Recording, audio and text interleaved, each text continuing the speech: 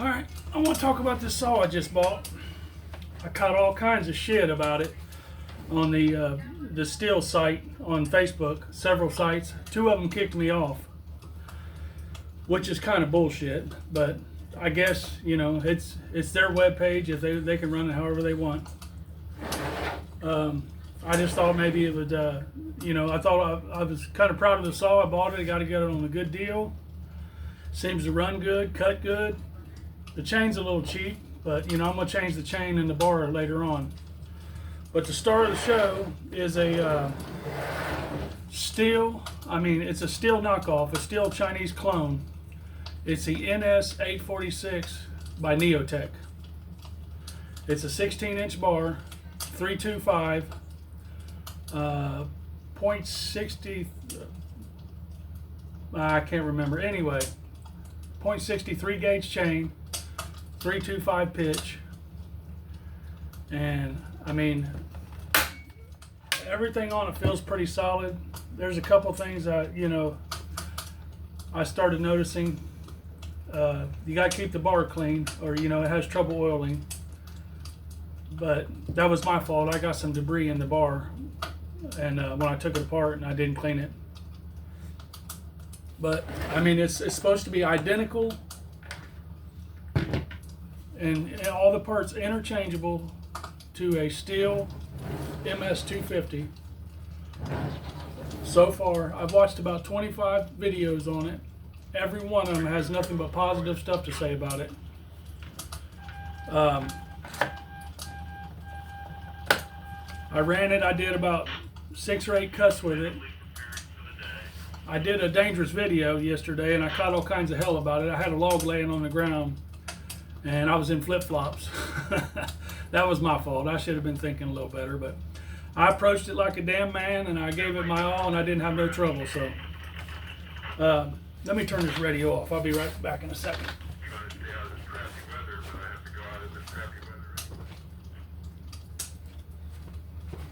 All right, well, I guess what I wanted to talk about was, they kicked me off of the Stihl sites on Facebook, said I was a traitor and this, that, and the other.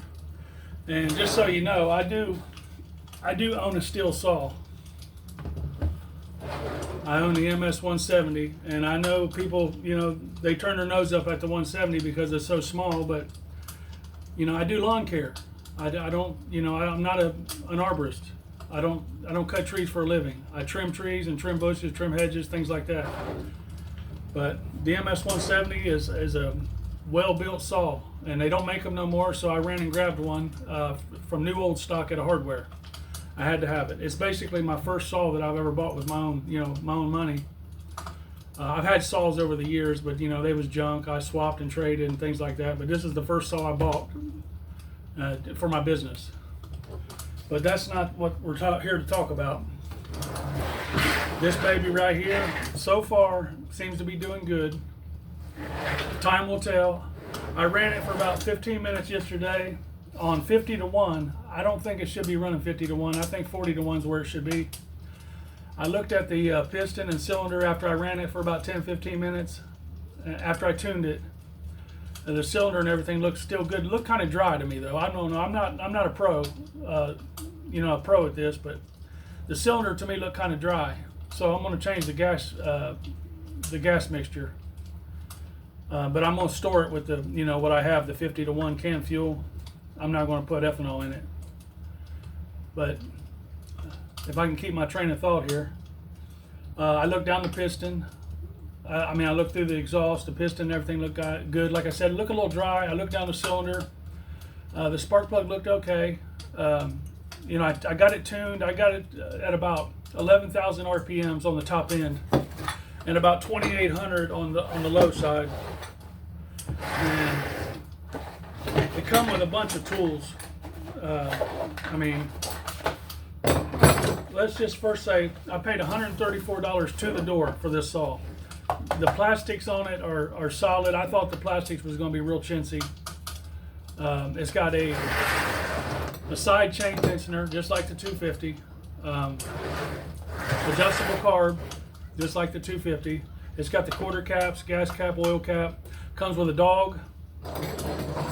It comes with a 8mm T wrench, a T27 Torx, a screwdriver to tune your carburetor, a scrinch, and it comes with some plastic pieces to measure bars, change, and things like that, and files. So you can figure out what you need to sharpen. I did sharpen the chain. The chain to me is pretty much shit from what little experience I have. I don't have a lot, but I did sharpen it. I took it back out and cut with it. It cuts okay, but I am going to swap the chain and bar out eventually. Like I said, it's a 16-inch, 46cc, and I grabbed my MS 170 and use it, and then compare it to this. It's like night and day. This thing will jump out of your hand when you give it some juice. But it comes with several other things. It comes with a piston ring compressor to put piston rings in and things like that. It comes with a pretty nice kit. It comes with safety glasses, ear protection, a manual, a pretty good manual. But the reason I really wanted to come here, I wanted to show off the saw. I kind of like it for the price. $134 delivered, and I wanted to talk about these Stihl sights. Maybe I offended them, maybe I didn't. I don't know. I just kind of, like I said, I was proud of the saw. I wanted to try one. I've watched a lot of reviews on it before I bought it, and I really wanted to try one and give it a chance. I know it's Chinese, support USA, yada yada yada. I get it. It's Chinese technology stolen from Stihl or whatever the case may be. But man, for what I do, yard work and trimming trees, why spend $400 on a Stihl when I can get this? Yeah, it may not last as long. Who knows? Time will tell. If I take care of it, it may last me quite a while. I take care of my tools. So, but the guys on the sites, they gave me a hard time about this video I posted. It's on my page. I just posted it again this morning. I considered taking it down because it was a risky video, and I was living life on the edge when I cut that log. But I put it back up. It's part of my page. It's part of my learning process, and it is what it is. I'm going to learn. I'm fascinated with chainsaws. I want to learn. I bought this saw because I wanted to learn to tune a carburetor.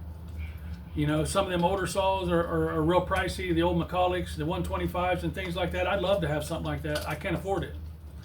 And I bought this to learn how to tune it. I got it to where, I set it with a tachometer. I got a pulse engine tachometer from Amazon. And from what I'm seeing, with the numbers that I'm seeing against my 170 and things like that, it seems to be pretty close. And it don't jump all over the board like they say. A lot of, a couple reviews said it jumped everywhere. If you hook it up right or get it close to the ignition, it reads good. I don't know how accurate it is, but like I said, I tuned this to 2800 on the low and about 11, maybe 11.5. It's a little bit fat on the high. I don't want to, until I break the saw in, I don't want to run it too hard. But I drifted again. But that's enough about the saw right now. I want to talk about the Facebook guys. Maybe I offended them, maybe I didn't. They should have gave me a chance. They should have said, hey man, we do nothing but Stihl saws here. Appreciate you, glad to hear you testify, love this country, shove on. And I would have just took my video down and went on about my business, because I do like Stihl saws and I want to learn more about them. So they blocked me from the site. So there I am, I'm off the site. I can't learn from them guys no more. It's their shit, they run it how they want. It's kind of fucked up, and I'm going to be real careful about what I post from now on Facebook, because you got so many people on there, these sites on Facebook. Some of them guys, that's the only thing they get to run. They don't get to run their household. Their wife won't listen to them, their kids won't listen to them, so they run Facebook, and they feel like men and women on Facebook when they run people off at will instead of giving them a chance. But that's fine. I'm over it. I'll never post a video on a site where it says not to post it. I didn't realize Stihl chainsaw site, they didn't want nothing but Stihl. I guess it should be common sense, but I am what I am. I've been living life on the edge since I was born 50 years ago. But a good tachometer is your friend. I couldn't afford a $90 tachometer like Chicanic uses, so I got this one for 23 bucks. Came with a ignition tester, a spark tester, I've got 2 or 3 different spark testers. I've got the tachometer. I bought several tools to work on small engines. You know, I got my own lawn care business, and I have to, you know, used to I just have my brother work on stuff when I was younger, and you know, he fixed everything, or my son works on stuff, but I got to learn how to do it myself, so I'm learning slowly. But anyway, let me see if I can get my train of thought together and make sure I ain't missing anything. The MS-170 is a good saw. I enjoyed using it, and I'm going to use it. This is pretty much going to be my backup saw and to learn on. To learn tuning and turning the carburetor and things like that. And if this ever breaks down, you know, to be honest with you, you can laugh at a Chinese chainsaw, an MS-250 clone, but if it breaks down, I'll part it out and sell it to the guys that run steel saws with their Chinese parts and make my money back. You know, they kill me when they take a $400 saw and then they go to Amazon and buy a $12 carburetor and put on their steel saw, and then they run around and they, you know, talk bad about Chinese clones and things like this. I think it's fucking hilarious. But it is what it is. You know, like I said, I'll part this thing out if it quits on me, and I'll get my $134 back, you know, one piece at a time. The carburetor will work on my MS-170. The dog works on my MS-170. The chain tensioner works on my MS-170, and I can sell the parts if I have to. It's a win-win for me. You know, I'll run it. If it fails me, I'll part it out to the steel guys. You know, them guys that don't run clones. That's funny. But anyway, I think that's going to be it for the video. I just wanted to share this saw and my thoughts on Facebook. And so far, I did about 6 or 8 good cuts with this saw. I ran it. I got about 15 minutes on the engine so far. I know that's not a lot.